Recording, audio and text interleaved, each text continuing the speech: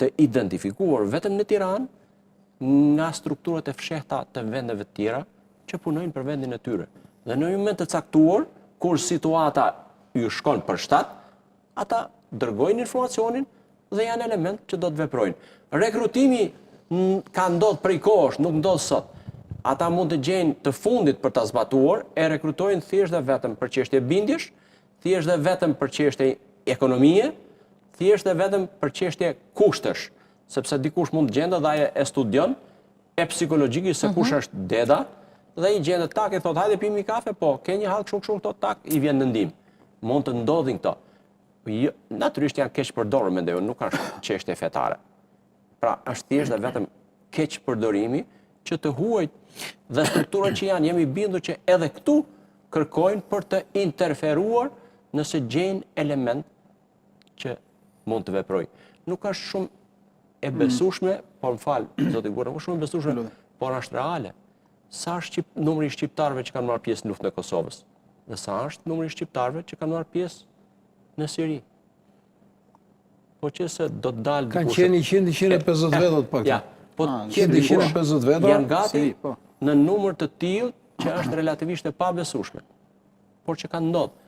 Këto nuk do hyjmë në analizë se na prandon kohë sepse tashmë kjo linjë sigur është prerë. Se për pak do kemi edhe zotin Shala besoni lidhje të drejtë për drejtë, shërgjia kur qilë gati zoti Shala, më ndihmoni? Këtu e din të gjithë, jo vetëm që ka pas dhe mund të ketë se nuk duhet të flas pa pat informacione, celula e gjëra. Edhe për qenë edhe për qenë korrekt. Për qenë korrekt edhe pa dashur të kryejmë një situatë, po zoti Prenga e lidhi me situatën pra duke u bazuar dhe në përvojat e më përpashme teksa bëri këtë lloj analize. Për të që duhet jemi kujdesshëm, ka gjithmonë jo me alarm, jo me panik, por me kujdesin e institucioneve. Nevoja duhet ta kemi të verifikuar kur e themi diçka. Shiko, e mban mend përpara se të zgjidhej ky lider i ri suprem Mustabai, djali i dytë i Khamenei, për gjithë ata që po na ndjekin. Para se zgjidhej ishin ja 3 veta që ishin në triumvirat i përkohshëm deri në zgjedhjen e liderit të ri suprem, njëri prej të cilëve ishte Ayatollah Ali Reza Arafi.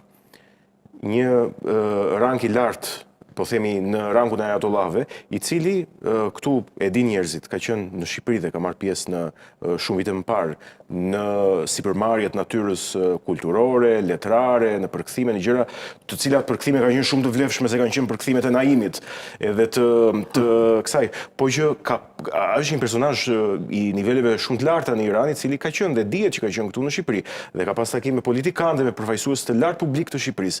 Kështu që marrëdhëniet me Iranin i kemi pas edhe në këto nivele për të qenë, po themi, transparente dhe për të informuar publikun. Kështu që nuk është ndonjë gjë që nuk dihet prania e Iranit në Shqipëri në të gjitha nivelet dhe format e mundshme. Për qenë të qartë. Ndërkohë regjia më ndihmoni pak. Apo jo, është e vërtetë. Që Arafi ka qenë në Shqipëri. Edhe ish presidenti ka qenë. Ndjes kush se nuk... Mirë, ai ka qenë... Po flasim për... Në kohën kur ishte... Ahmadinejadi ka qenë kohën e komunizmit, apo jo? Ore, ka qenë, pastaj se si janë këto pastaj vazhdojnë, nuk shputën fijet. Mirë, kjo është për të bërë një lloj qartësie për ata të cilët po na ndjekin. Zoti Gurra, para se shkoj në lidhje të drejtë për drejtë me zotin Xhavit Shala, do doja të bëja atë që tha, që sullin vëmendje pak zoti Prenga, atë shkëputjen e fesë dhe ideologjisë. Jo, absolutisht, në mendimin dhe gjykimin tim, shqiptarët nuk kanë... Edhe për e rëndësishëm që keni ju në komunitetin musliman, prandaj ua delegoj juve fjalën. Nuk kanë asgjë të përbashkët me kauzën iraniane. Pra, ajo që ndan pak më parë, ajo që ka përdorur dhe vazhdon ta përdorë, ndoshta do ta përdorë dhe për kohë të gjata, çështjen palestineze. Absolutisht jo. Absolutisht jo. Sepse nuk është më i pakt dhe më i pavlefshëm gjaku i qindra mijë civilëve që ushtrit militare të Iranit kanë derdhur në Liban, në Siri, vazhdojnë dhe sot në Liban, në Siri për fatin e mirë jo, dhe krahasuar kjo me që një pjesë e shqiptarëve e bën krahasimin me ato që ka ndodhi në Gazën e pas 7 tetorit 2023. Por se asgjë të përbashkët nuk kanë shqiptarë, as në aspektin fetar, jo që jo, e në tjerat pa tjetër që dyherë jo. Absolutisht, kauza e Iranit nuk ka asgjë të përbashkët me kauzën fetare që çdo shqiptari musliman. Kush e ngatëron për te asaj që ceket pak po përpara? Ju ceket çështjen e Palestinës që thatë edhe mund të shfrytëzohet. Kjo është kryesoria. Apo vetëm çështja e Palestinës është ajo që mund të interferojë në mënyrë të gabuar. Që peshon dhe godet më shumë është çështja e Palestinës. Ndërsa sa për investimet, unë pa dhënë emra, mund të them dhe ato që gjatë kohës që ishin prezent Irani këtu, kanë shkuar në investime drejt për drejta, po them rrugë financiare, jo ideologjike, ke disa dhjetra deputet apo dhe ministra. Po. Dhe kjo ndodh për fatin e keq nga të gjithë strukturat paralele të një shteti. Do ta bëj këtë pa dal nga tema, por rrezikshmëria për Shqipërinë edhe problematika që është krijuar dhe vazhdon deri diku me obligën e Turqisë, nuk është thjesht presidenti Erdogan, po vetë shteti turk, me grupimin e Gülenist. E njëjta situatë, pak a shumë.